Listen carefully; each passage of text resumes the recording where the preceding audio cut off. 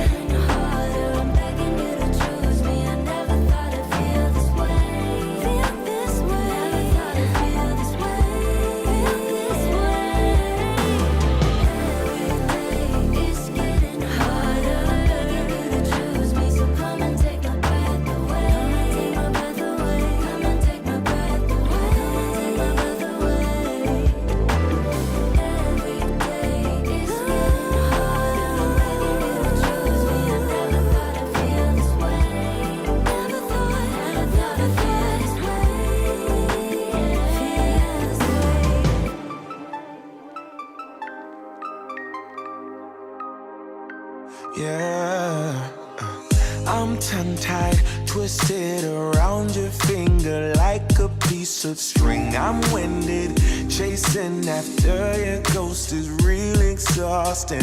I'm in love, but I don't think it's what I thought it was supposed to be. Love story, no guts and no glory. How did I get so dizzy thinking of you? I don't usually get like this. It's something about you I miss. Could it be we never had that kiss? Well, I don't usually get like this. Get like this. Get like this. Get like this. Get like this.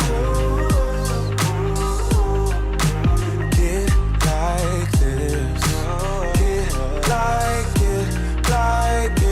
like this. Reminded of how I met you, tried to catch you falling. Instead I fell off myself and I just can't stop falling. These wings are gonna flap for me if I keep waiting. Keep waiting, keep waiting, keep waiting, keep waiting. How did I get so dizzy thinking of you? I don't usually get like this. I don't get like it's something about you I miss. Could it be we never had that kiss? I just wanna kiss you. Well, I don't usually get like this. Get like this.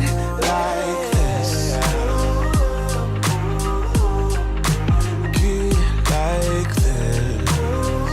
No.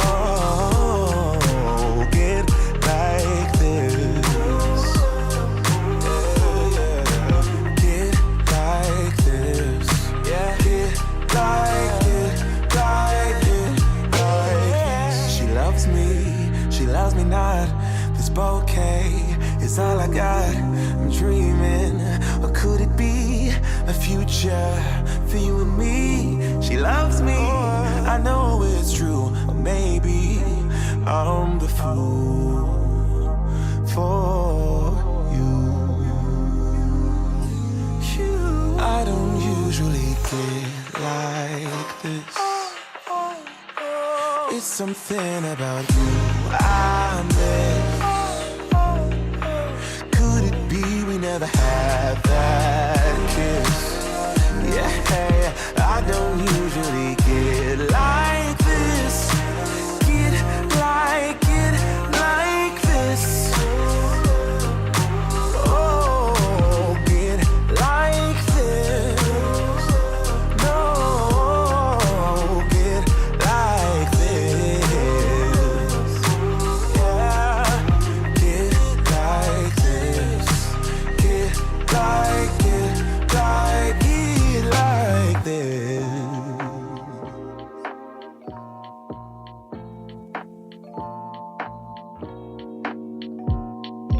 Feel like falling deeper. Cold nights 난 너무 싫어.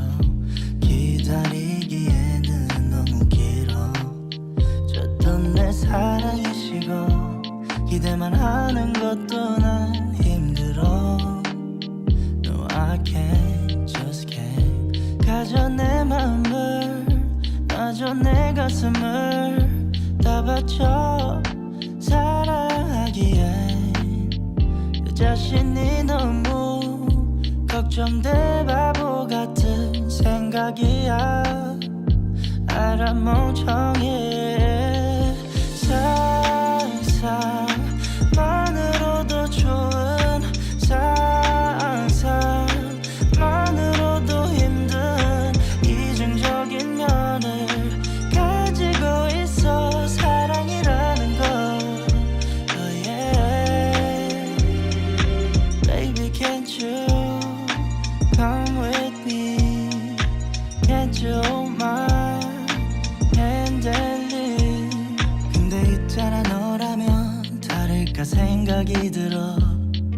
해볼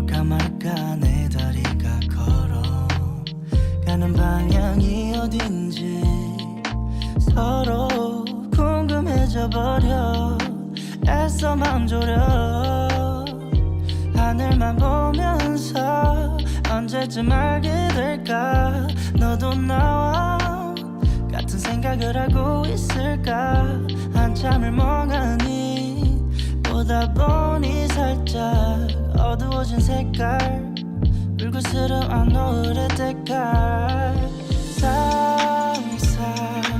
상상만으로도 좋은 상상만으로도 힘든 이중적인 면을 You broke my heart a million times. Can't count the times I made you cry. Oh, we're such a mess now, and we're burning out. I get so sad at the thought of losing you. I'm losing you.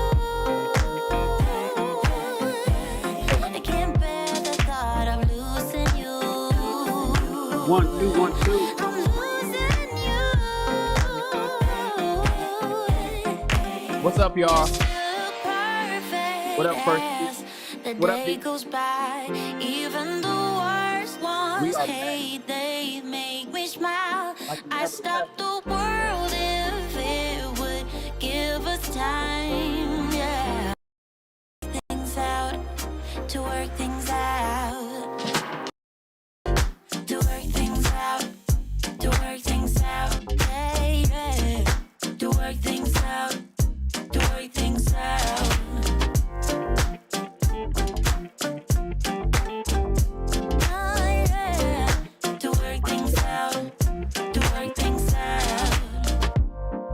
Can we be honest? You're my comfort zone. Whatever I say, don't let me go. I know you're angry, babe, and I am cold. I get so sad at the thought of losing you. I'm losing you. I can't bear the thought of losing. All right. I'm losing you. Hey. You're still perfect as the day goes by. Even the worst ones hate, they make me smile. I stop the world if it would give us time, yeah. To work things out, to work things out. Everything is working. It's not working like it's supposed to, To but work things dust out, off. to work things out, Dust it off. yeah. To work things out, Boy, the worst thing you can do is work take a things break. out. You cannot take a break. To We work were supposed things to out, last to work things Friday, out, supposed to check this out.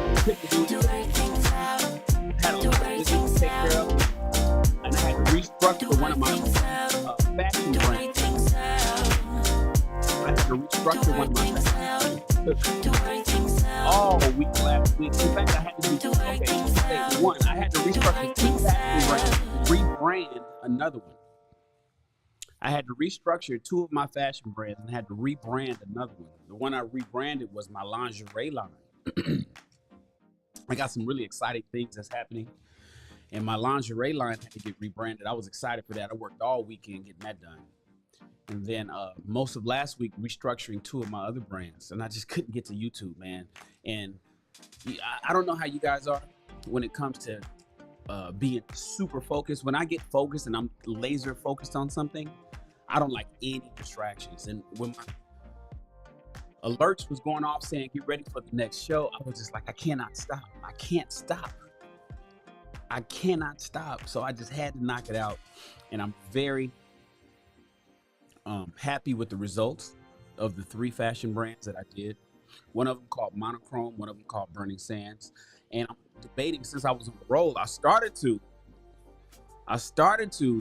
concentrate on my high-end brand. I have a high-end brand called Black. You can pronounce it black or vlak because it's BVLACK. I haven't launched it yet. I have some of the stuff here and I have some of the patterns ready to go. But the actual brand itself is not launched. I haven't launched it. I've had this brand for a while. This is called Black. If you guys want to see it, I just threw up a little tease. Actually, I shouldn't show. It's bvlack.com, right? That's the site. If you went to BVLA, it's like the word black, BLACK, but it's a V in there. The V is somewhat silent. That's what I say. Because it's like vlog. You like that? I like it. And I started to do some stuff with that this week. Started to throw a bunch of money on that and get my seamstresses together and start finishing the samples that we created a while ago. But I was like, no, I can't stay away from YouTube. Man, staying away from YouTube is you get rusty in how you talk to people. You get rusty with your equipment. My microphone wasn't working right. I had to make a quick switch. Everything is working cool now. I think you guys can hear me. Well, she says put the mic a little closer. Mike, is the audio okay now? Because I did have to make a change. I route my audio through an app, and the app isn't registering on my system, so I had to switch over and go direct. So hopefully it's working fine just now. Nevertheless, we don't stop reading, right? We got to continue to read, you guys. And what is this show? For those that don't know, welcome. My name is Mr. Shannon Rawls. Welcome to another chapter of Rich People Read, where we read a book a month to instruct you in the ways of the successful through the power of reading. It is literally a book club, a live book club where I read to you one chapter every Monday, Wednesday, and Friday as we knock out an entire book for the month. Now, Obsidian's book, the book that we're reading right here, Obsidian, his first book had 45 chapters in it. This book has like 27 or something like that. So we're reading 2 chapters a day. The first time we read the original book, the Book of Obsidian, we read that in January. We had to read 4 chapters a day. This one here, we're just reading 2 chapters a day. So it'll be a little bit easier to read, I think, unless he just made the same chapters larger. I'm not sure. We'll see. But this book here is a book for the ladies, and we're getting started right now. Now, last week on Monday, I read to you guys the introduction of this book. You can always go back and watch that video. And we were supposed to read chapter 1 and 2 on Wednesday of last week and chapter 3 and 4 on Friday, but I skipped those because, like I just told you, I was working on the brand, right? YouTube is like, I really love being here and talking to you guys, but I don't make no money here, right? So I have a business staff, I had to take care of. Sometimes you can't just stay away too long, and especially when your employee starts getting like, what's going on? They got questions. You got to come in and answer. So I had to jump in and put out some fires last week, and then we restructured. And so instead of reading chapter 1 and 2 last Wednesday like we were supposed to do, we're doing that today. And then on Wednesday, we're going to read chapter 3 and 4. And on Friday, we're going to read chapter 5 and 6. So anybody that's listening to me right now, you guys are just in time. We're getting ready to start this book. Introduction is cool, but you don't have to read it. But chapter 1, you got to read. This book is for the ladies. Here, let me give you the introduction. Let me give you the description of this book. For those that don't know, ladies, you've asked for it and now you've got it. Be careful what you wish for. Fresh off the success of his debut, the Book of Obsidian, a manual for the 21st century Black American gentleman, Mumia Obsidian Ali continues the raw truth telling about the state of Black love, quote unquote, out in these streets. And this time around, it's the ladies' turn. In the Book of Obsidian, the ladies' edition, which is what we're reading now, Ali dares to tell the lovely ladies what so many others in Black love business simply will not, in no uncertain terms. Far too many of the experts in the Black love machine won't tell the ladies the bleedingly obvious reasons for how and why they're having such a tough time out on the 21st century Black American dating and mating landscape. And the proof of this fact is born out of the ladies themselves, but increasingly dissatisfied with the prospects, romantic, and relationship outcomes. After more than a decade of the most intense research and study, the Book of Obsidian, the ladies edition, was written in direct response and goes where no one has gone before. If you are a 21st century Black American lady and you want to get your Black love game back on track, read this book, The Book of Obsidian, the ladies edition, if you dare. Together, we're going to read this book together. And today, we start with chapter 1. I got something in my eye. Hold on. Feel like an eyelash. All right, guys. Let's get ready. I'm glad you guys are here. I need everybody to please assume the audio position. Put your headphones on, put your earbuds in, turn the volumes up. If you have the actual book, please turn to chapter 1.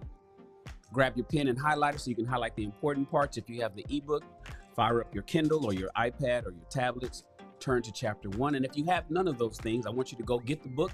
The link is in the description of this video. It'll take you straight to this book to grab it on Amazon. If you have Prime, you'll have it tomorrow. If you have Prime, you'll have it tomorrow.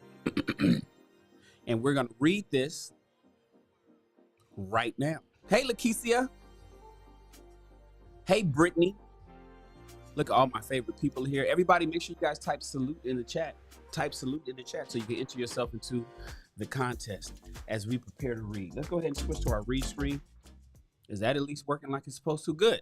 Everything is looking like it's supposed to. Chapter 1, we got 6 pages. We're going to knock that out, and then we're going to knock out chapter 2, which I think is 10 pages. All right. Ladies, this is important. Share this video right now with any women that you know that needs to hear this. There's 2 women we're speaking to. We're speaking to single women, and we're speaking to women in a relationship that's having troubles. We are speaking to single women, and we're speaking to women currently in a relationship, but they're having troubles. Shit is kind of rocky. There's a little bit of problems going on with her and her man. Maybe it's a husband, maybe it's a boyfriend. And you know, ladies, you want to get things worked out. You want to figure it out. We're going to tell you the truth, the whole truth and nothing but the truth. This book is not here to coddle you.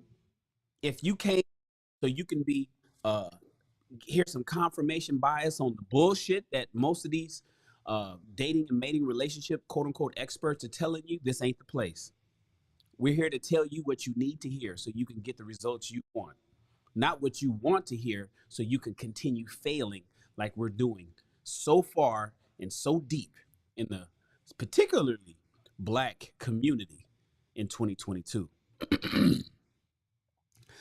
All right, cool. Lakeisha says everything looks good. Lakeisha is my number 1 moderator, so we are going to make it happen. Chapter 1, the Book of Obsidian, the ladies edition, the formula. In effect, and I'm smooth. That's why I'm on the incline. Suckers fronting for nothing because I'm going to get mine. It's in the cars, and I think I might have read this, so don't lie and try to front like someone said this. Most who know thoughts served by the DOC see that is a mission impossible trying to rock me. For an arena who'd ask me to perform for her, go G-O, ease and easily I flow. And you know, using the formula. That's the OG song. I don't remember how the flow went, but the formula by the DOC, West Coast rap, come on. Rapper, songwriter, and producer of the formula from his 1989, that's the year I graduated high school, studio album, No One Can Do It Better. Men are so simple of mind and so much dominated by their immediate needs that a deceitful man will always find plenty who are ready to be deceived. Damn. Niccolo Machiavelli, Italian diplomat, author, philosopher, and historian. Let's get this going. Here we go, guys. An excellent place to begin our discussion is just how you wound up here in the first place. In the broadest terms, ladies, it can be described by what I refer as the Black love machine, the multi-billion-dollar a year business, an enormous economic engine, an entire ecosystem that caters to the romantic interests, dreams, Anxieties and fantasies of Black women. Yes, that's right. I said fantasies because let's face it, that's exactly what it is. And if you're reading this or listening to Shan read it to you on YouTube, chances are very high that the light bulb over your head finally came on and you realized what was going on, that it ain't working for you, and that you're looking for some actual answers. You came to the right place. How do I know this, you might ask? Well, because among other things, I've been closely studying this Black love machine phenomenon for quite some time, several decades, in fact. I've been a fly on the wall of museums. Fly on the wall of numerous Black love events. You know what I mean? The social mixers, for example, where the ostensible purpose is for professionals to network, but the real de facto purpose is to try to find the one. Of course, and as you know by now, such events rarely yield the desired results. Sidebar, I know you guys know what he's talking about. All those little mixers, those shoulder rubs. Let's go. We're gonna just rub some shoulders. Make sure you got your business card, and we're gonna meet downtown at the hotel during happy hour. And people go and they meet. They're not going there to do no business because rarely does business come out of those events. You're going to find love, whether you know it or not. The men is going for the women is going for the men. Business rarely comes out of those meetings, those so-called business mixers, right? The more straight ahead Black love events often take the form of panel discussions and usually range in size from more intimate settings like open mic night, poetry readings, to the big auditorium size events. Usually, they featured one or more Black love experts, personalities ranging from semi-famous comedians and singers and rappers and churchmen and women, and increasingly in our time today, social media influencers of varying types. They hawk their waves, share a few minutes of their expertise, and field questions from the largely Black female audience. Why is that? They too have a very low return rate, as I'm sure you know. Since I made mention of the Black church, let's go there as well. Since they've gotten in on the Black love machine game too, the more mega churches, and I wonder how many of you guys go to a mega church. Or if you don't go to a mega church, how many of you guys have a pastor who wishes he had a mega church and is doing his hardest to build a mega church? He already plotted out some land. Every pastor does this. Sidebar. The pastor, y'all know, because listen, I married the pastor's daughter. I know. I sat on the pulpit, by the way, for y'all don't know. 20 years ago, I was sitting on the pulpit. So the pastor already has his new church drawn out. He's probably had an architect draw out the picture and put it in the foyer for everybody to see. Then you put it in the building fund, right? There's a church building fund, right? You ain't in a Black church if you don't have a building fund. That's in addition to your tithes and offerings, the building fund. And then, they thinking about that plot of land that's about a mile down the street across the railroad tracks. And it's just 2 acres. And if they get that land, they could start building that new church and the vision that your small pastor has. Or maybe he wants to buy the building that you guys are having church in right now, where he can tear it down and build up this big cathedral. Black churches are not much different nationwide, you guys. So I know what you know. I know you know what I'm talking about.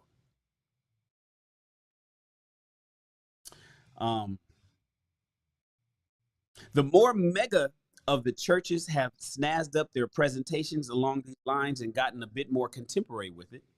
But since a major problem is that there is a very real dearth of brothers in the chapel, when all the pomp and flash is over, you're back to square one, aren't you, ladies? There ain't no men in church today. Just keep it real. Nevertheless, there you are, still in church every Sunday, and you go to Bible study on Wednesdays, and you probably as part of the singles ministry. Hey, Marvelette is in the house, y'all. You part of the singles ministry, huh? How many of y'all are part of the singles ministry? Don't front. And despite your abysmal failure rate, you keep coming back to church. There's a reason for it. I call it the formula. What do I mean? The Black Love Machine's formula. Now, although I have no smoking gun documentaries laying this out, it is undeniable that there is a pat. Uh-oh, everybody throw your ones up. Being number one isn't easy. We've been gone for a week, but y'all know what to do. Throw your ones up. Being number one isn't easy. Let's give a shout out to Sherwin Thomas. Sherwin Thomas is hit us with a $5 blessing. I'm on a flight, so before the network drops, I got to support. That's what's up, man. I appreciate you, Sherwin. You know what? Let's go ahead and make Sherwin the stream sponsor. You know, we stopped doing what we doing when people come over here and bless this channel. My man blessed us with a $5 super chat, so I am going to highlight his name. Thomas with an H. Sherwin Thomas is in the house. Let's hit him off. Everybody, throw you one up. Thank you. Being number one isn't easy. I appreciate you, bro. I appreciate you. All right, let's continue. Although I have no smoking gun documents laying this out, it is undeniable that there is a pat regimented formula to what the experts of the Black Love Machine do. I call it the formula. The formula consists of a series of elements and factors that, when put together, makes for a compelling package on the shelf that you ladies, you women, because remember, we're speaking to the ladies this month. We're reading to the women this month. That you ladies have been buying and buying and buying for years and years. Let's look at this formula in detail, shall we? Number one, the formula consists of Black men. Most Black women need not apply. It may not be cricket to openly admit this in our quote unquote woke and inclusive age, but the truth of the matter is that the Black Love Machine is largely, though not solely, notable exceptions coming up, male in its expert makeup. Most of the people that seem to know all the answers seem to be men, right? Despite all the progressive hoopla to the contrary, Black women really do like the patriarchy when it comes to Black love, and don't at all feel comfortable taking such advice from Black women, with a few notable exceptions, right? Perhaps the biggest one of all would be Oprah Winfrey herself. Though she's done a masterful job of being more of a facilitator of Black love experts and less being in the picture herself, this might explain both her success in an otherwise Black male-dominated field, as well as her sheer longevity doing it. At any rate, when you think of the term Black love expert, you're almost always thinking of to a Black man or Black men. And that's just the way you lovely ladies like it. Number two, the Black love expert has to fit the template. What do I mean by that? I mean that they have to possess the right look, which is typically tall. See, now Obsidian's talking about me. Y'all be cool. Don't y'all talk about Obsidian. Why you gotta go? All right, here we go. I'm reading this with you guys. I've never read this book before, so I'm seeing what he's writing. He has to fit the template. The brother has to look the look. Typically, he's tall, dark, and muscular. Again, notable exceptions notwithstanding. In addition to this, they have to dress exceedingly well. Oh, thank God, Taylor. I wear t-shirts. I don't, I'm comfy in my t-shirts. Hope I ain't got the hiccups. Tailored, if not outright bespoke suits and all the trimmings to boot. Thank God he's not talking about me. You won't find much diversity among the Black love expert crowd. Few to no, mouse come over here. Few to no shorter guys, cuddly teddy bear guys, or guys whose style leans more alternative, like say a hipster. All of which only goes to show and prove that despite all the protestations to the contrary, the Black love machine proves what turns your collective crank, ladies, is mind-numbing, predictable, and similar. It really is a cookie-cutter template. When you think about it, just how many of the experts kind of sort of look and of course sound alike. But since the black love machine is a business, no one can really be mad at these guys for doing what has proven to appeal to you ladies, right? That brings us to the next very important dimension of this formula. Number 3, you must tell black women what they want to hear. You must, Lakeisha, you know, we talked about this. You got to tell black women what they want to hear. This means being very vague, using all kinds of trendy euphemisms, convoluted language, quasi-metaphysical spiritual word salad tailored for black female ears, never drawing attention to the bleedingly obvious source of your problems. And God forbid they ever say anything about your appearance. In other words, you must not ever tell black women the truth. The black love expert must be your cheerleader. He's there to uplift you and cheer you on all that you've been through, and they must never, ever suggest that you're the reason why your love life sucks. That black love expert is always to point out that it's his fault, so and so's fault, the white man and the white man and woman's fault. It's society's fault, blah, blah, blah. Anybody and everybody but the black woman's fault. The black love expert's job is to make every black woman feel like a queen on her throne, a dime piece, no matter how she looks, acts, or has done in her past that still lives in the present. And if the sheer longevity and purchase receipts of the black love machine are anything to go by, they've done a bang-up job. The reason why the formula works, ladies and gentlemen, ladies in particular, is because so many of you lovely ladies want to believe what black love experts are selling you, which aren't actual relationship solutions. For one thing, there would be far and away more black men in attendance at these guys' events, but rather catering to your fantasies. Yes, that's right, ladies. The gig is up.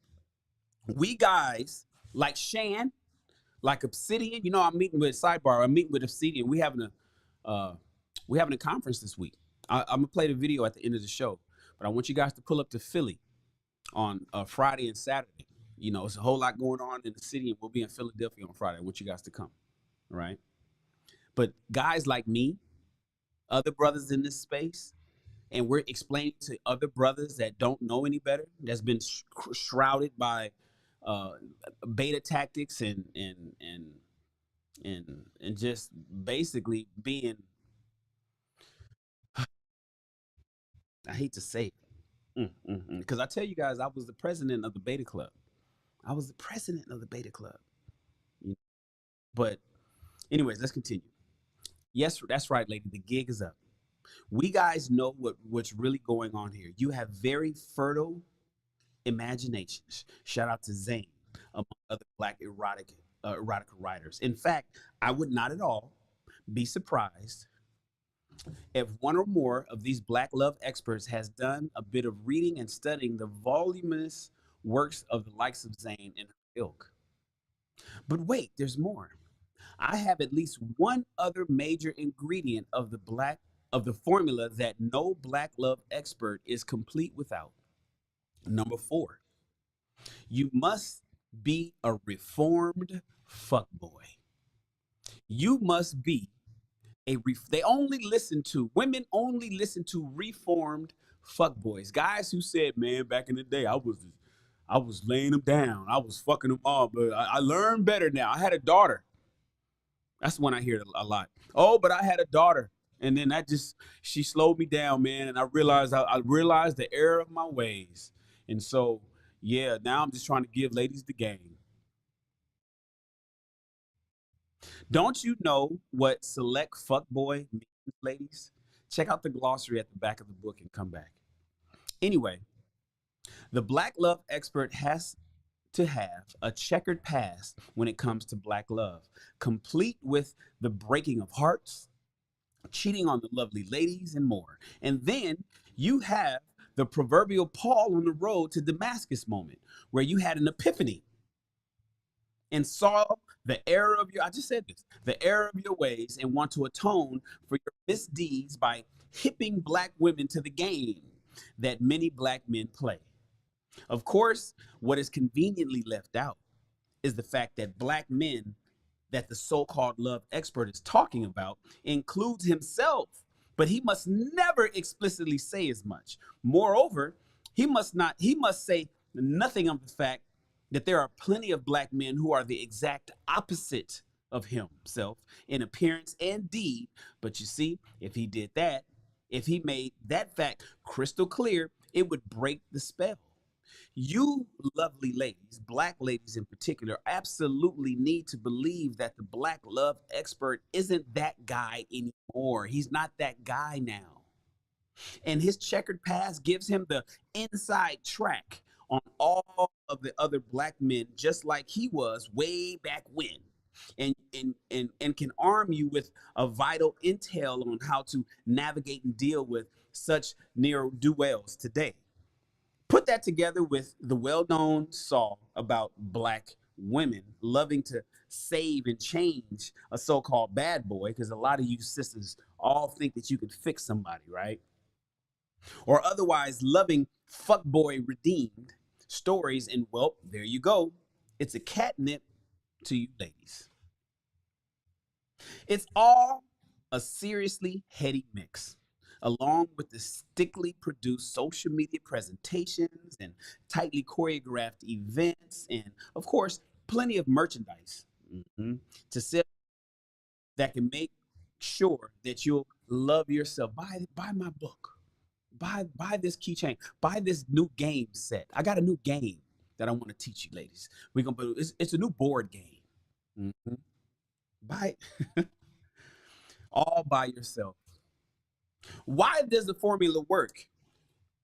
The reason why the formula is such a crucial driver to the overall economy of the black love machine, and by extension why it works, is because you lovely ladies want it to, you need it, and you need to believe in the fantasy that these damn near perfect specimens of black manhood are just what the doctor ordered.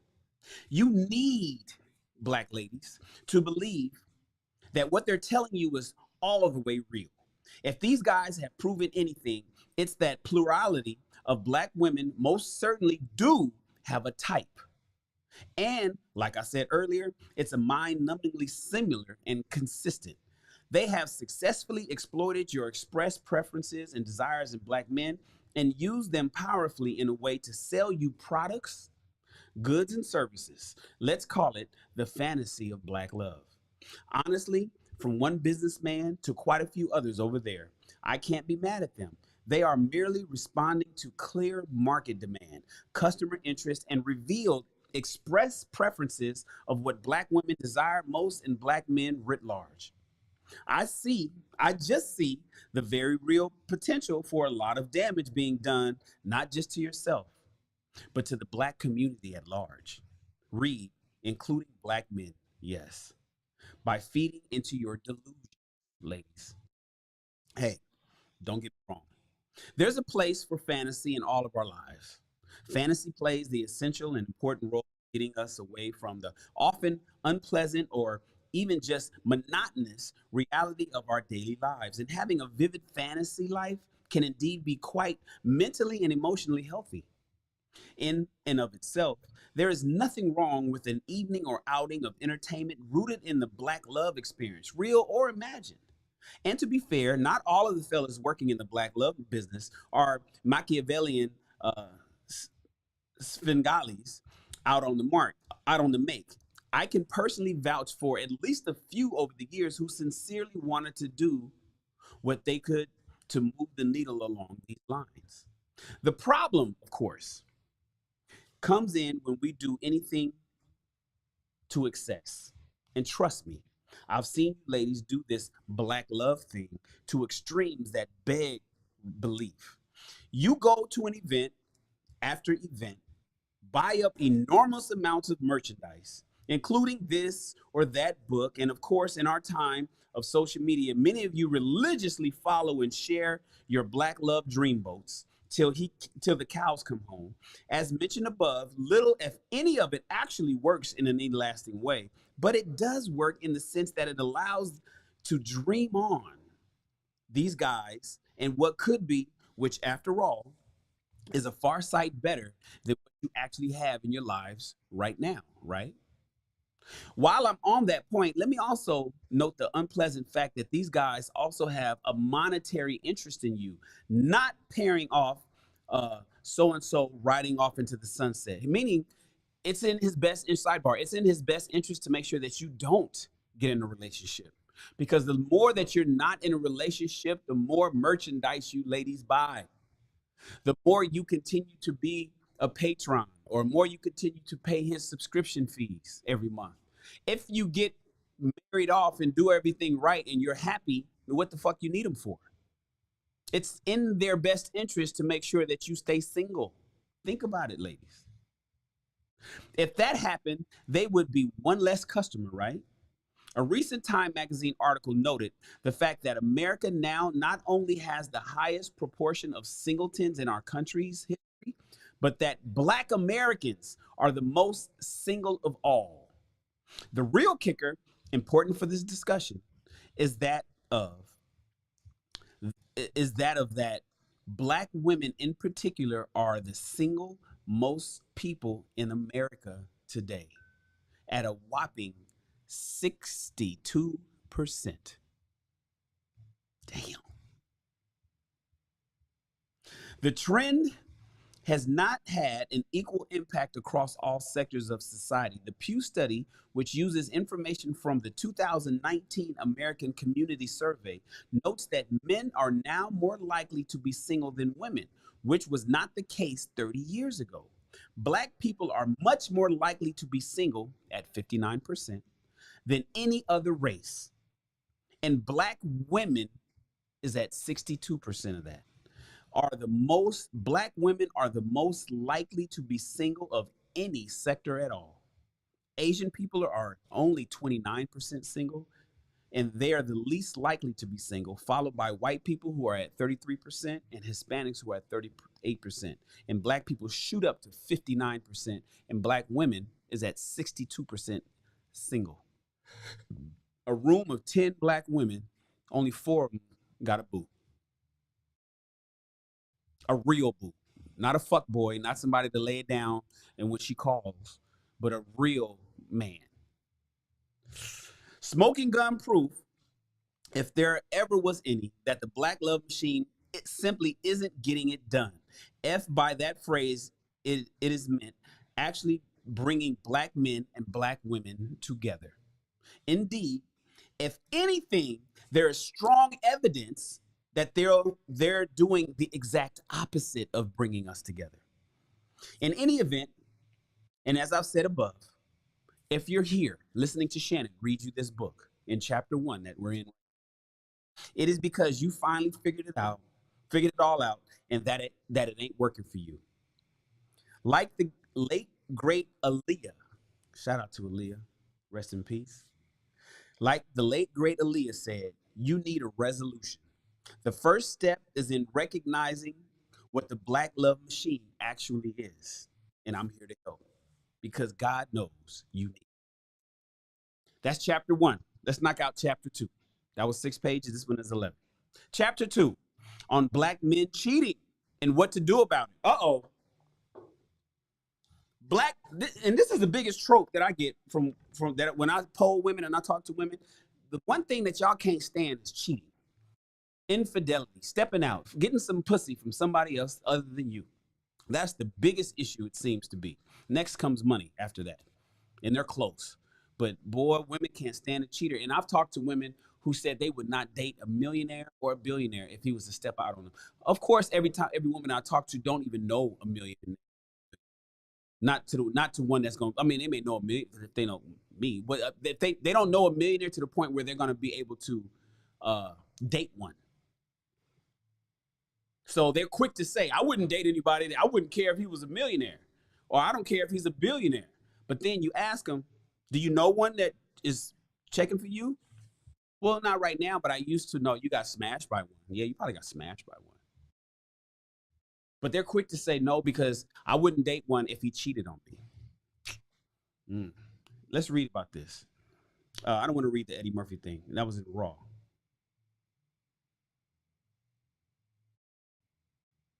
Oh man, I got to read this because I referenced Raw and Delirious. Okay, so Eddie Murphy had a show in 1987 called Raw, and then I think in 88 or 89 he came out with Delirious. Stand-up comedies. Everything that Eddie Murphy said back then rings true today. Oh my God. So I got to read this. Man says, baby, look, whoa, hold on. Wait, we got to talk. Baby, I'm sorry. Woman, no, you're not sorry. I can't believe you did this. You have no respect for me. Get the fuck. Don't you fucking touch me. Man, wait, baby, I'm sorry. Wait a second.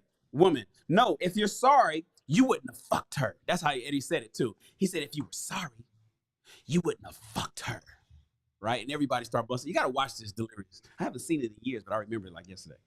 Eddie Murphy says, and then you change that shit around, guys. Okay, wait a minute. Wait 1 second. Wait 1 second, God damn it. Yes, I fucked her. Is that what you want me to say? I fucked her. We fucked, all right? You happy now? We fucked. Now, let's talk about the word fuck for a minute, because that's a very important word here. Fuck. Yes, we did. Fuck. I fucked her. But I make love to you. Boy, y'all gotta watch Delirious. Go get it. And Eddie did it. Oh man. But yes, I fucked her, but I make love to you. Ain't that what Baby Boy said? Ain't that what Jody said in Baby Boy as well? Yes, I be fucking these bitches. Anyways, I can't remember that movie. Shout out to my frat brother, John Singleton. May he rest in peace. Let's continue. On black men cheating and what to do about it, ladies. If there is one thing I have consistently observed and learned about you lovely ladies over the many, many years of me being a fly on the wall of far too many black love events I've attended, big and small, it's that hands down, the number one concern you all have is a black man. The number one concern you all have is a black man with a cheating heart. I just said that. Mind you, I haven't read this book, but me and Obsidian is on the same sheet of music with a lot, pretty much everything. So, and Obsidian is my senior. He's just a few years older than me. We from the same era. We didn't watch this shit over and over again. It's a part of every aspect of media that you women consume, from literature to films, songs, and more. No discussion about black love can be honestly had, and especially from the perspective of black women, without taking a cold, clear-eyed look at infidelity, marital or otherwise. And rightly so. It is perhaps the single biggest driver of marital and relational strife in Black America historically, and continues to be a major threat in our time today. Unfortunately, and as I've noted elsewhere throughout this book, for the sheer size of the black love machine and its ever expanding list of experts, they haven't been able to get a handle on the single biggest concern of you ladies. Even more embarrassingly, at least to my mind, the reason why are obvious. One, because they are incapable of addressing a matter that largely, though not solely, involves black men, and they don't address them for the most part. They don't talk to black men. They just deal with you women and give you women what you want to hear and what you need, what you think you need. And two, because it's clear by now that they simply don't have the information with which to discuss the matter, let alone offer any clear-cut solutions to the problem. And three, because let's face it, what would all these experts do if America saw, let's say, a rather sudden 51% drop in cheating? Think that state of affairs wouldn't affect the black love machine's bottom line? It would. Think again. Since it's become clear to me that somebody's got to come through with the actual information, data, context, and real intel on the matter, and since it's clear to me that the Black love machine simply can't or won't get it done in its current form, I am at your service to clear the air, hopefully once and for all. In this chapter, chapter 2, I want to lay out all of the specifics of cheating, what it is, how it operates in Black America historically and in the present, and what you, dear ladies, can do about it personally in your own life. Unless I haven't made the matter abundantly clear already, this chapter will more specifically address what I have coined as Black male infidelity. In a separate chapter, I will address its feminine counterpart, so tighten your chin straps. Yeah, we're going to talk about you ladies and the cheating that y'all do too. But right now, we're going to talk about men and their cheating and what to do about it. What is infidelity? Although there are numerous takes and definitions on the word infidelity, for my money, the venerable online open source encyclopedia Wikipedia offers perhaps the most succinct one. Infidelity is a violation of a couple's emotional and or sexual exclusivity that commonly results in feelings of anger, sexual jealousy, and rivalry. What constitutes infidelity depends on the expectations within the relationship. In marital relationships, exclusivity is commonly assumed. Yet another reliable website, Psychology Today, offers a bit more on the matter. Infidelity, Psychology Today says, is the breaking of a promise to remain faithful to a romantic partner, whether that promise was a part of a marriage vows, a privately uttered agreement between lovers, or an unspoken assumption. All right, so we're clear on the definition of infidelity. All right, I like the one from Wikipedia though. You know, what constitutes infidelity depends on the expectations within the relationship. If you guys agreed to tell each other about what you was gonna do and then you didn't do it, you're an infidel. That's infidelis. All right. Cheating, and I'll be using this term and infidelity interchangeably throughout this chapter. Also, perforce requires deception in order to pull off. While deception is observed throughout the planet's animal species and both sexes engage in it, yes, that's right, other animals do it too. Just because something is natural does not mean that it is right. Among human beings, right, Homo sapiens, us bipedal people that walk around and talk and are self-aware, the civilized modern expectation is that once a couple have agreed to be together and exclusive to one another, both parties are held to upholding their promise to each other. Of course, and especially when it comes to the Black community, I am sorry to say that this has been far from the case. Even more specifically, and I'm not proud to say this, many Black men seem to justify or otherwise rationalize their inability or refusal to honor their own word they gave to that special lady. Some argue that they have a God-given right to have more than one woman in their lives and will often cite some form of scripture from the Bible, right? They always run to the Bible. Usually the Bible, because to be fair, I rarely hear Muslim brothers doing this sort of thing with which to make their case. The problem with this line of unreason, of course, is that many brothers will be highly selective about which parts of the Bible to thump. For example, I personally witnessed many Black men whip out 1 Timothy chapter 2, verse 12. The famed Pauline epistle where women are to remain silent, nor to teach or otherwise have authority over a man. You can't tell me what to do, hush. A lot of guys want to run to 1 Timothy, right? But what's fascinating about many Black men's thinking, and by extension their behavior along these lines, is how they conveniently walk up to the proverbial water's edge and just happen to not read the very next chapter of 1 Timothy, where Paul is quite clear on what qualifies a man to be a leader, not only of a church, but of a home as well. That's in chapter 3, verse 1 through 7. You see, Paul elaborates on the matter in his epistle to Titus. In chapter 1, verse 6 through 9, he specifically lays out the appointment of church officers. In all three of his letters to Timothy and to Titus, Paul makes it abundantly clear that a Christian man cannot be considered a leader in any sense if he has been unfaithful to his wife.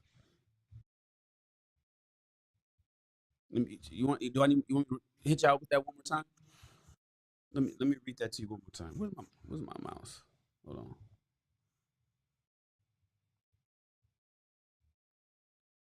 Timothy and Titus gets a letter from Paul, and Paul makes it abundantly clear that a Christian man cannot be considered a leader in any sense, church or home, if he has been unfaithful to his wife. But that only explains the New Testament side of the game. After all, many black men online and elsewhere in our time today will claim to be Hebrew Israelites, right? And therefore, by extension, will cling to the Old Testament and often will cite as exemplars to emulate Abraham, Solomon, or even Moses, all of whom had more than one wife, or at least concubines, in the cases of the former two, right? Once again, the problem emerges here that those black men who attempt to justify their waywardness along these lines is that they haven't accomplished a fraction of these venerated biblical figures, to say nothing of displaying any of their qualities and traits. In most cases, they're average at best, brothers. Some brothers that be Bible thumping, you average at best, trying to compare yourself to Abraham and Moses. Yet, when caught with their hands in the cookie jar, now they want to resort to their convoluted understanding of scriptures to justify their skullduggery. If the black men who make these theologically based arguments truly believed their own hype, they would have established their God-given right to more than one woman from the very outset of their relationship or marriage, and then given the ladies their own right to choose as to whether they wished to sign on for something like that. Of course, surprise, they don't, which completely undermines their entire house of cards bullshit. They pull out the Bible well into the relationship. They weren't talking about that multiple wives shit at the beginning. If you wasn't talking about that multiple wives and I can have as many women and it's the God-given right shit in the beginning of the relationship and gave her the option to stay or go, then don't start speaking that shit well into the marriage or way after the relationship has already began. It's a seriously bad look. Other black men try to use a more scientific basis to justify their being a piece of shit. Biology. In other words, because men are hardwired to want sexual variety, they simply cannot help themselves if they just so happen to look upon another lady who presents them with a sexual variety mating opportunity. While the premise of men wanting sexual variety in itself isn't wrong, there is scientific evidence to support the view. It still doesn't justify cheating on one's mate. After all, there are numerous biological functions and urges we all have. Does it make it right that we give in to all of them all the time? For example, defecation is a biological function. Taking a shit is a biological function, right? If you have the urge to defecate, do you do so right there on the spot, regardless of where you are? You know, like a horse does. I mean, if you got to take a shit, do you just take a shit right there? Because that's what horses do.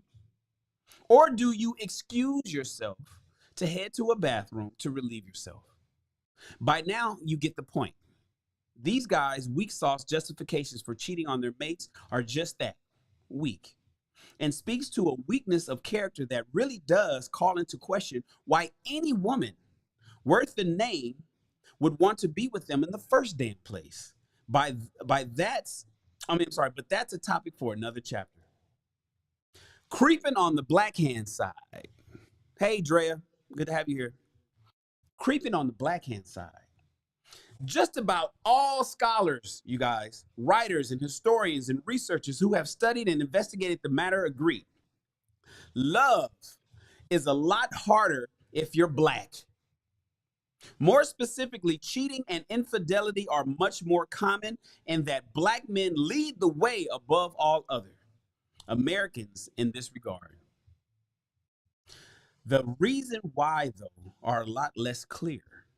Quite a few, like noted historian Orlando Patterson, for example, have argued for a legacy of slavery cause. Others have argued that cheating is a consequence of long-standing post-Civil War discrimination against black men, denying them the chance to fully participate in American manhood. In a way, of meaningful employment and business ownership opportunities, and by extension, greatly hampering their ability to be husbands and fathers in the way that in the way it has been commonly understood in American life.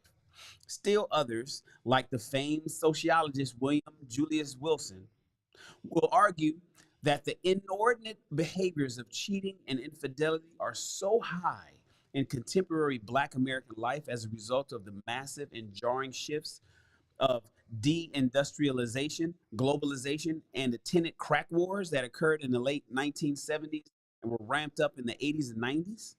There are many others.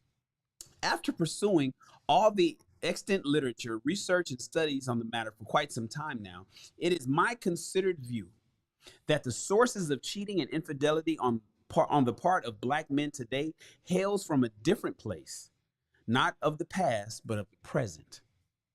In my debut bestseller, The Book of Obsidian, I argue in its opening chapter that freedom is what happened to black Americans, particularly along black love. Yes, in a word, I say freedom happened. Blacks were, as a result of racism in its various guises, forced to be with each other. But when the freedoms that came with the various moments of the 60s and 70s rolled along with the historic Loving versus Virginia High Court decision, Black Americans increasingly found that they no longer needed each other. Black flight began to occur and didn't just start in the form of better off black families heading for the sometimes white suburbs. It occurred on the more interpersonal level as well. Simply put, black men and women found that they wanted different things, that they had different ideas about what living your best life even means, what it looks like, and most importantly, who should call the shots in the attainment of it. Black women, with their increased educational and career and reproductive freedoms, saw fit to flex their muscles and spread their wings in the service of their own ideas, needs, and interests.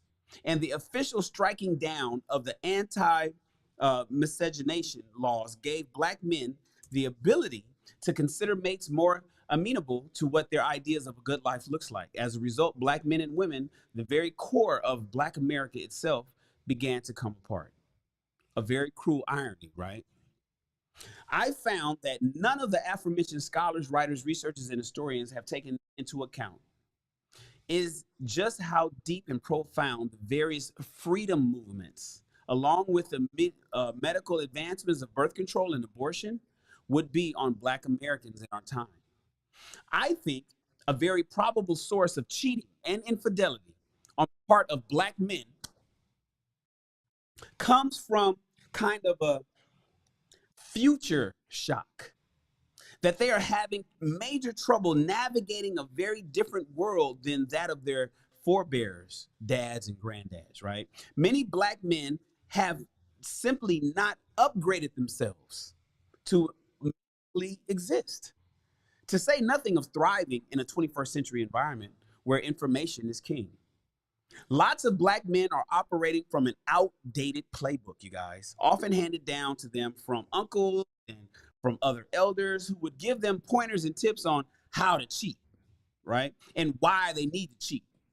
Others still get their cues from black exploitation era elders like pimps, right? The 70s, in the form of movie stars of the period, like, you know, Dolomite and Shaft and fucking, anyways. Perhaps the most impactful figure of them all from this era is the infamous pimp and player Robert Beck, better known by his street alias Iceberg Slim. I know Iceberg Slim's son. I don't know Iceberg Slim himself. but I know his son. And his truly classic memoir, Pimp, The Story of My Life. All of this hails from an age that, while perhaps romantic, has little real world utility in a new era. The utter fracture and failure of Black American life today attests to this. The advent of social media like Instagram and TikTok and Facebook and Twitter,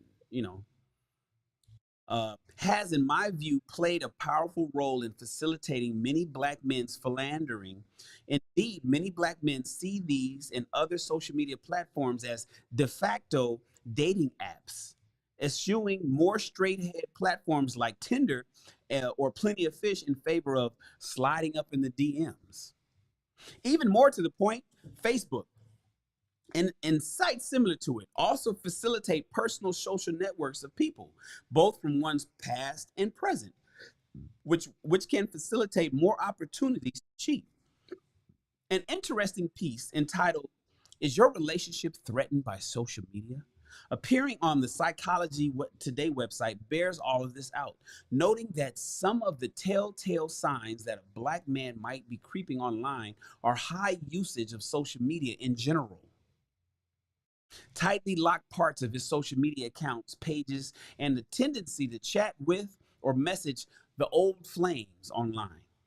And while the article does point out that the younger a person is, the more likely to see a strong correlation between infidelity and social media use, in my personal opinion, this doesn't apply to Black men and instead tracks very well with a powerful piece appearing on the Institute of Family Studies website entitled, "Who Cheats More?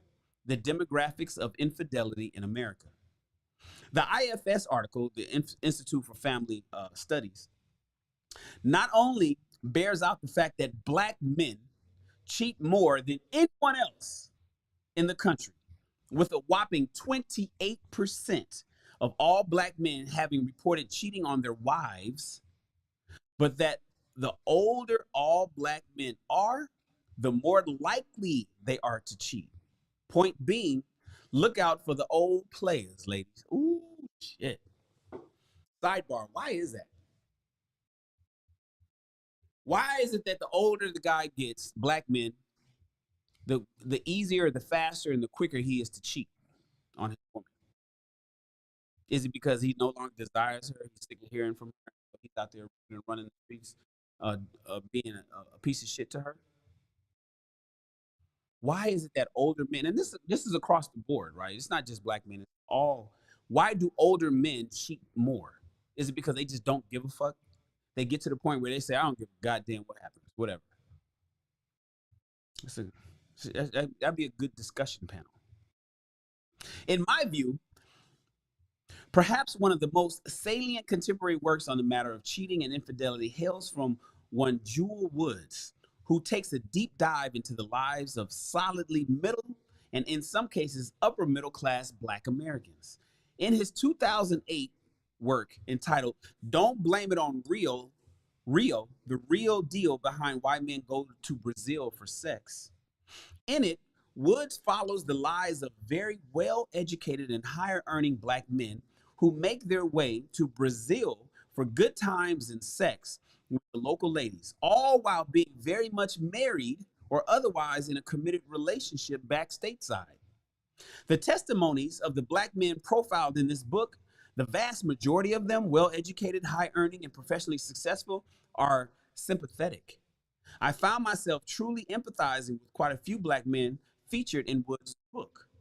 Nevertheless, at the end of the day, I couldn't bring myself to endorse, co-sign, or turn a blind eye to their cheating, especially in the case of the Black men in the book who were married. My position on the matter is crystal clear. If your wife is no longer doing it for you, right? Older Black men, Obsidian says, if your wife is no longer doing it for you, brother, for whatever reason, end it. Get a divorce, cash her out, as they say today, and move on with your life, bro. Bottom line, cheating has no place in a 21st century relationship, which most definitely would include marriage. If it ever had, If it ever had a justification, it was tossed into the dustbin of history a long way back. Moreover, no woman should have to endure the betrayal, disloyalty, and humiliation of being cheated on. As so many of you lovely ladies have so often said, rightly, I might add, you can do bad all by yourself. Knowing the signs of a cheater and what to do about it. Ladies, listen up. We got to give you some game. Ladies, listen up. Since this is the number one trope, this is the number one thing that you guys complain about, cheating, infidelity. Now you need to know the signs of a cheater and what to do about it. You certainly don't need me to direct you to the vast amounts of information to be had online about cheating, so I'm not going to even pretend to offer it, but I think I can briefly touch on 3 major red flags of a likely philanderer in your midst that I think a lot of ladies would be mindful of. Uh-oh. Fellas, clutch your pearls. Hold on to your dick. It's 3 major red flags that women should look out for that Obsidian is about to give to the ladies. You can't stop a black man from stepping out on you, ladies, especially in our time. But you can learn to spot the signs, accept what you see and not what you want to believe on the contrary, and then move accordingly. Remember, you don't deserve that kind of treatment, and especially you have the power to do something about it. All right, guys, here we go. Here's number 1 of 3. Ladies, this is for you. This is how to spot a cheater. This is how to spot a cheater. You can learn about this everywhere, but these are 3 main ones that Obsidian wants you to know. Number 1, refusal to publicly claim you as his or the dreaded situationship. We just talked about this in the mix the other day. Sidebar. So, Desi, the comedian Desi Banks, is having a child, or maybe already had a child, and the young lady posted in Kevin Samuels the mix group the other day. This is Saturday or Friday. She put up a picture of Desi and a picture of Desi and his girl, or the girl that's pregnant by him, and she put them side by side. The picture was taken with the same oceanic background, leaning against a brick wall. The one that was posted on Desi Banks on his Instagram page was just him standing there, just looking at this. Just as a sidebar, everybody, just standing there looking at the camera like, what's up? I'm on vacation. And it's just him. And then the post on a girl's page was the post of him and her with her belly being pregnant. And they're like, he's standing there with her like this. But that picture was only posted on her page, her Instagram page. If you go and peruse her Instagram page, you'll see various pictures of her bigging him up and talking about Desi and shouting him out and all. He's all over the page, right? Over her page. You go to Desi's page, right? He has like 3 million followers, something like that. Probably a well-paid, popular comedian. She's nowhere to be found. She's nowhere to be found. So the girl was asking, why do men do this? So many men was like, oh, well, some men that's just what they do. That's just what they say.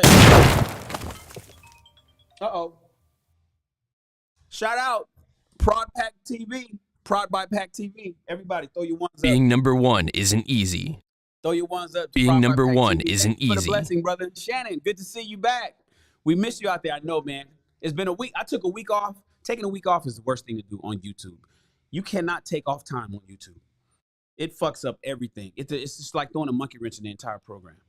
I'm glad you're here, man. Thank you for the blessing too, brother. Thank you for the $2 blessing. Thank you so much. I appreciate you.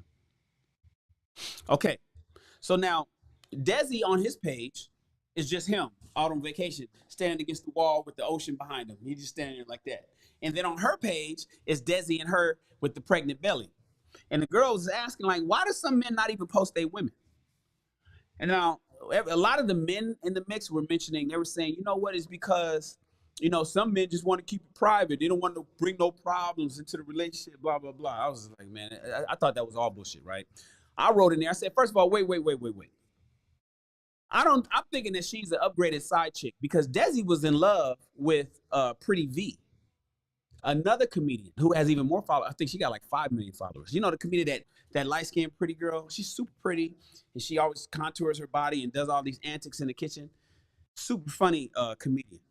And Desi's a super funny comedian. They were doing skits, and I think they were in a relationship.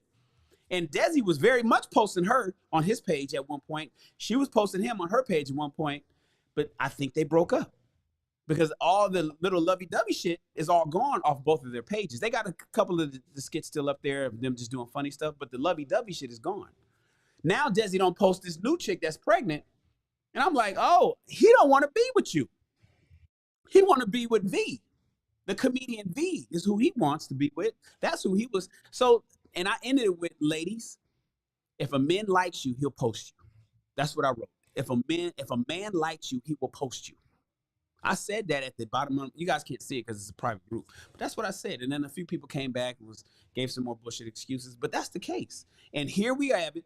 The number one red flag that Obsidian says, this is why I tell you guys, me and Obsidian is on the same sheet of music with a lot of stuff. And I hadn't read this book. I didn't know. This is the first time I'm reading this. And I've never talked to Obsidian about it, but I just know that we think alike. Refusal to publicly claim you as his is a red flag. That is a fact. I don't give a fuck. Now, if he doesn't post you and you don't post him, that's more of an agreement between you two. That makes sense. I know people who's in a relationship with somebody who they don't really post each other on their social media. You'll go down and you'll look at their timeline. You won't see them at all. That's probably because they have an understanding between each other. They're probably in business and they use their pages to solicit business or whatever. But if it's purely personal and you got one person posting and the other person not, guaranteed something's wrong. Nothing scientific by any means, but in my own personal observation and experience over the years, a great deal of cheating and like tends to come from ill or poorly defined relationships that many black men enter with black women. And as men hold the keys to relationships in general, we decide relationships, ladies. We rightly have to look to black men for the reason why so many relationships in black America are so poorly defined in the first place. The answer, sadly, is pretty obvious. Because this gives lots of black men an out, they can always claim that they never were in a real relationship with you in the first place, and so on. These are avoidant type guys. These are avoidant types, guys who can't commit to anyone, and in some extreme cases, anything, and it shows. But like I said, that's a discussion for another chapter. Never get involved with anything serious with a black man unless he's willing to publicly claim you in some way. Now, I know that most black folks don't get married today. I know that. Granted, but that doesn't give black men for whom applies the right to be faithful to you, especially if he wants all manners of wifey benefits from you in the process. He has to publicly declare that you're his woman. If he never wants to go out with you in public, be seen with you in very public places and socially intimate gatherings where it's expected to couple up and introduce your significant other to those in attendance as such, you're not his significant other. Then you're not her. And if you're okay with purely casual at-will arrangement, enjoy. On the other hand, if you're in the market for a serious, monogamous, emotionally profound relationship, as author and dating coach Alan Roger Curry would say, leave right then and there. Now, that brings us to the question of timing. How long should it take, and we only have 2 pages left, ladies and gentlemen. How long should it take for a brother to make up his mind about you? You guys already know what I say. You guys already know Shannon's answer to this question. How long does it take for a brother to make up his mind about you? Since this is my book and I get to say whatever I want, and my general rule of thumb is as follows. In both marriage and relationships, I say it should take no more than 1 month. 1 month. That's right, 30 damn days from first date to will you marry me? Or I want you to be my so-and-so girlfriend. I want you to be my woman. I want to lock you down. You are off the market.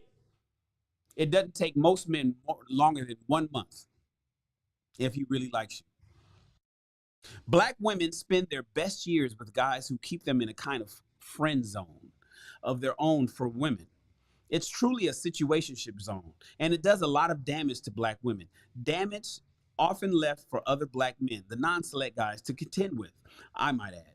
I think it's been said before, but in case you haven't heard it, the truth of the matter is that black men know pretty quick with which black woman they want to marry or otherwise enter into a serious relationship with, and which ones they don't.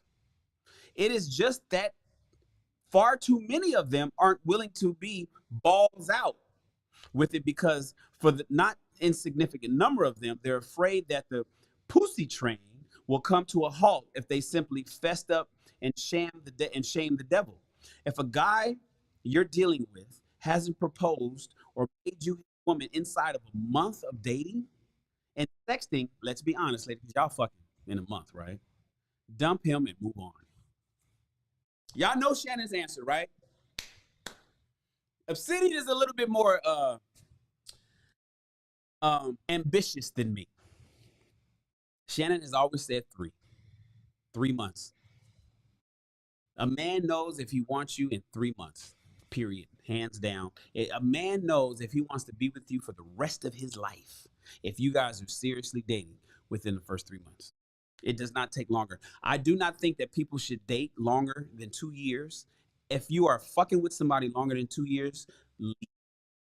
If there's a ring not on your finger within 2 years, you got to go. We out. Done. Have a nice life. Good luck and Godspeed. All right, now here's the second red flag that Obsidian wants to point out. First one is man got to claim you publicly. Here's the next red flag. Lack of transparency. That's right. You see what Prod Pack by TV said? What I say? Prod Pack by TV. Prod by Pack TV. Where's my mouse? This mouse. Prod Pack by TV. I'm throwing that up on the screen. It don't take long if you really like it. Ladies, if a man likes you, it don't take long. And if it's taking long, it's because your ass done something or showed him something that makes him say, oh, hell no. It don't take a man a long time, ladies, not black men particularly. If it does, it's because you have done or showed him something that's making him say, oh, hell no. But if you are everything, fit, feminine, friendly, faithful, and fun, 3 months max. Obsidian says 1. Shannon's giving a little grace. I'm saying 90 days.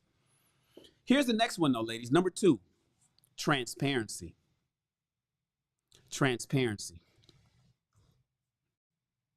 Following up on the above point, another powerful red flag of a cheater. This is how you do. Remind you, we're pointing out the 3 main things, because you could, like Obsidian said, you can go on the internet and find out and learn about this shit. It'll be a waste of a book to talk about it over again. But these 3 main ones he wants to point out in order for you ladies to identify a cheater. 1, he doesn't acknowledge you publicly. 2, lack of transparency. Following up on the above point, another powerful red flag of a cheater is a guy who is the prototypical man of mystery.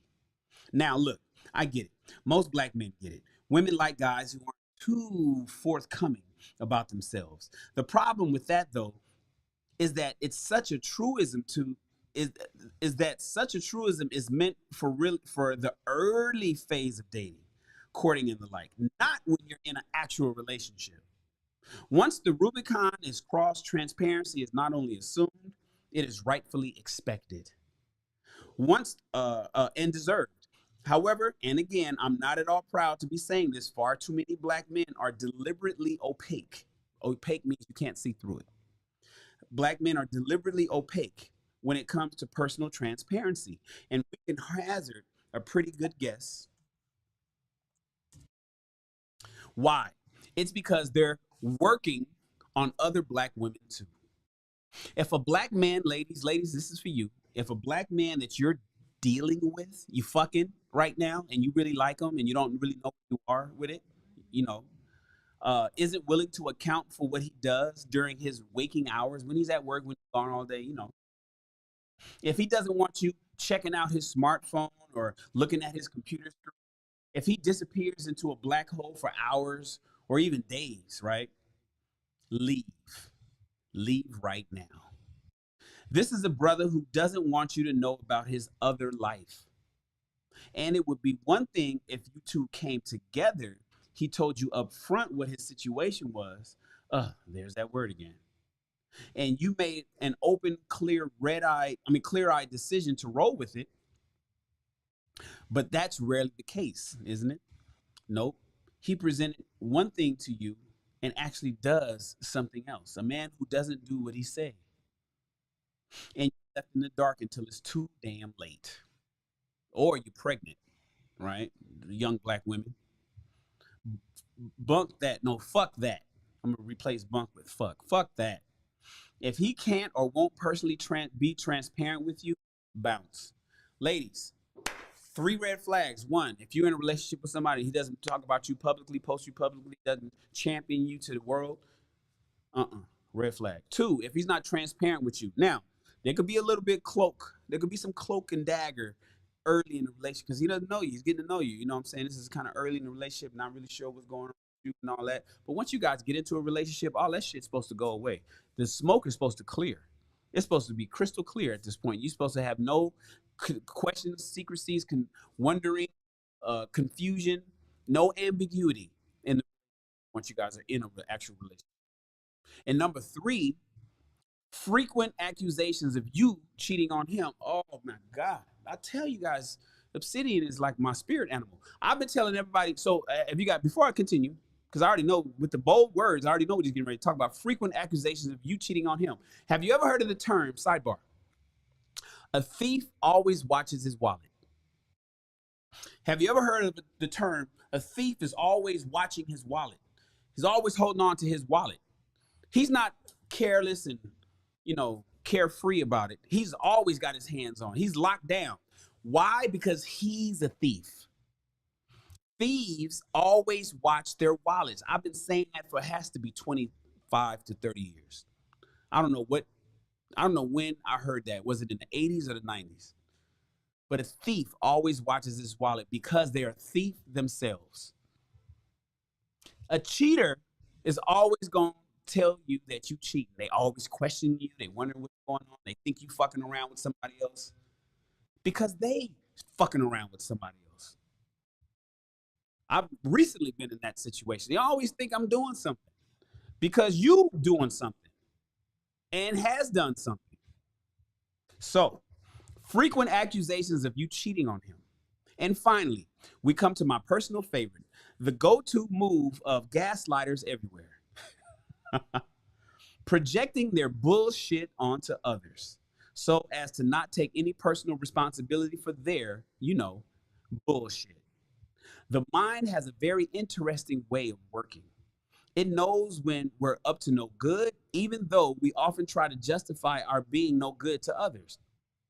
Well, the mind has a way of tricking us into believing that we can simply project that bullshit that we're doing on someone else. And voila, out of sight, out of mind. And that is what's happening when homeboy accuses you of cheating on him. When people accuse you of fucking around, it's because they fucking around. It's just that simple. Be on the lookout for this move, especially when you're cornering him into these issues. Like the Eddie Murphy quote at the beginning of the chapter, there's always a rhyme and reason for my leadoff quotes, ladies. Pay very close attention. As soon as you got him on the ropes, he'll try this psychological jujitsu move on you. Don't go for it. In fact, if he even tries to go there, leave. Leave right now. There's absolutely no point whatsoever in trying to go any further. It's a waste of motherfucking time. Just cut your losses and move on while you still have time on the clock to do so. And a lot of you ladies don't have much time on your clock. The 21st century is a time of great opportunities, but fraught with great challenges, and no more will this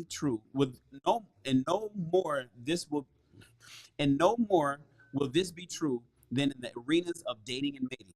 But the old adage still holds. Honesty is the best policy. Honesty is the best policy.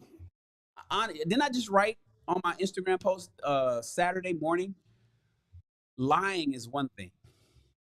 Unnecessary lying is another. If the man you're sharing your body and toilet seat with can't at least be that with you, honest, they never cared about you in the first damn place. And he certainly never loved or respected you. Now, who wants to live like that? And that, my friends, is a wrap. Wednesday, we read chapter 3. Black women cheating. Oh, black women do it too.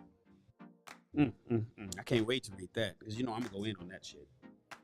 That's it, y'all. Let me close down my system. I like to shut this shit down. Remove the iPad Pro. Tuck the cable and put it away because I have OCD. I gotta have all my shit just like it's supposed to be. And then we are going to where's the book at? Where's the book? Books. Close it. And we're back over here. Ladies and gentlemen, that's it. You guys see my flowers? Somebody gave me, I don't know if she wants me to say it on TV. You want me to say it?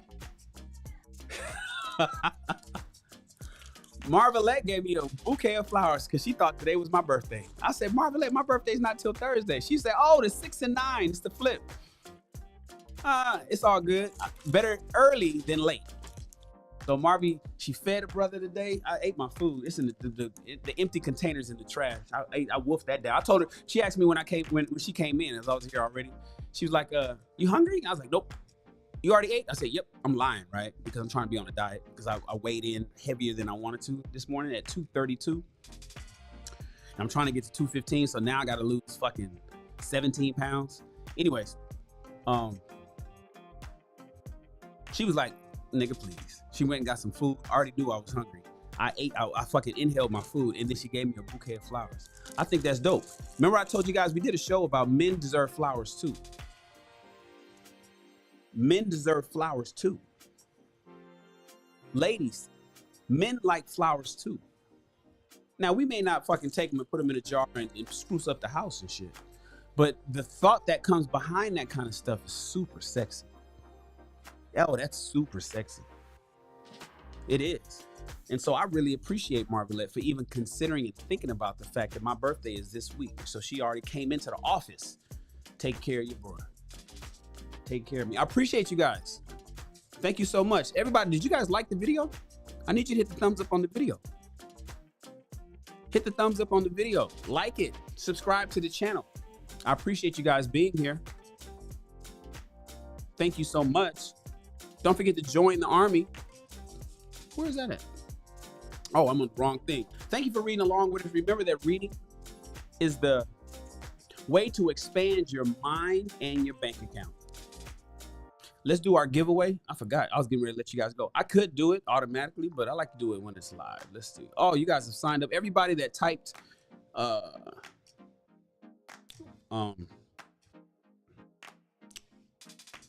salute in the chat. Let's close the entries. Let's wait for that to come up. This is dope, man.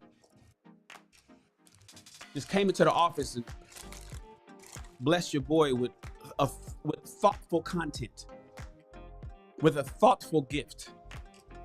Man, it's the thought that counts, boy.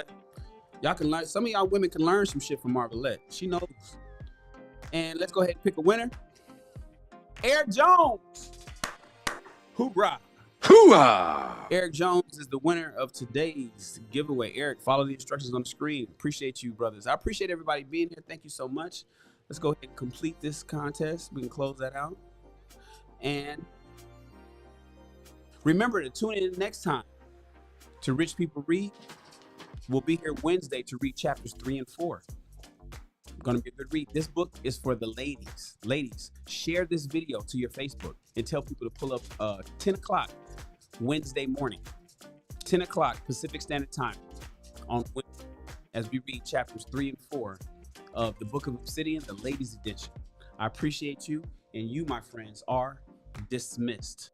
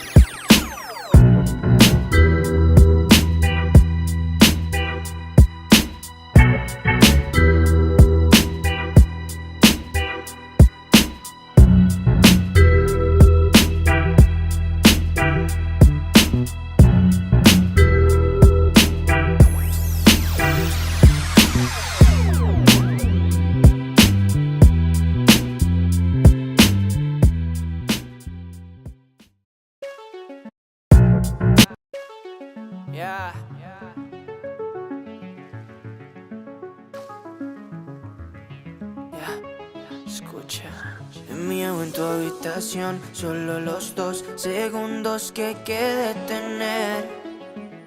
detener. Porque si no siento tu voz o tu olor, te extraño y te quiero ver. Tanto me falta todas esas noches tan soñadas, que me levantes a mirada. Tú tienes pinta de indicada. Me haces falta, bebé. Dime qué tengo que hacer pa' tenerte de una vez, pa' no poderte perder. Dulce, eres mi bombón, te quiero melocotón. Por ti corro un maratón, solo de la dirección. Tú y yo, queriendo más amor. Pa' mí no es suficiente, yo quiero tu calor. Tú y yo, con esa conexión, somos lo que la gente no ha visto de los dos. Tanto me falta, todas esas noches tan soñadas, que me levantes a mirada. Tú tienes pinta de indicada.